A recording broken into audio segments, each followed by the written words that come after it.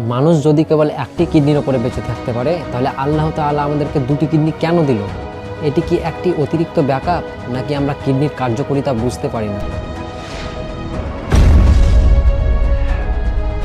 দেখুন, বেঁচে থাকার জন্য একটি কিডনি যথেষ্ট, কিন্তু সুস্থ থাকার জন্য দুটি কিডনি প্রয়োজন। কিডনি কেবল একটি ফিল্টার নয়, বরং আপনার শরীরের এটি রাসায়নিক নিয়ন্ত্রণ কেন্দ্র। আর এই কিডনির ভেতরে প্রায় 10 লক্ষেরও বেশি মাইক্রোস্কোপিক থাকে, যাকে নেফ্রন বলা হয়। আপনার কিডনি প্রতি মিনিটে প্রায় 1 লিটারেরও বেশি রক্ত ফিল্টার করে। তারা বিষাক্ত পদার্থ বর্জ্য এবং অতিরিক্ত জল অপসারণ করে এবং পরিষ্কার রক্ত শরীরে ফেরত পাঠায়। এর অর্থ হলো আপনার কিডনি 24 ঘন্টা ধরে অবিরাম কাজ করে, তাও কোনো বাধা ছাড়াই।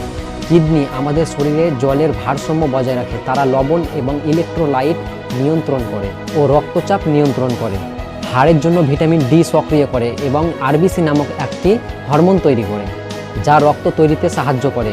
তাই কিডনি ব্যর্থতা মানে শুধু প্রস্রাবের সমস্যা নয়, বরং পুরো শরীরের সিস্টেমকে বিশৃঙ্খল অবস্থায় থাকতে হবে।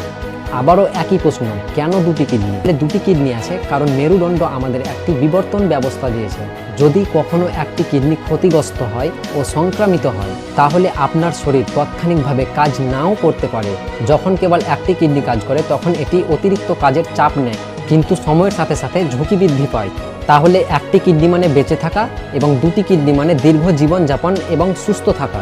যদি আপনার এই ভিডিও দ্বারা একটু উপকার হয়, তাহলে লাইক এবং শেয়ার করে দিবেন। ভালো থাকবেন, সুস্থ থাকবেন।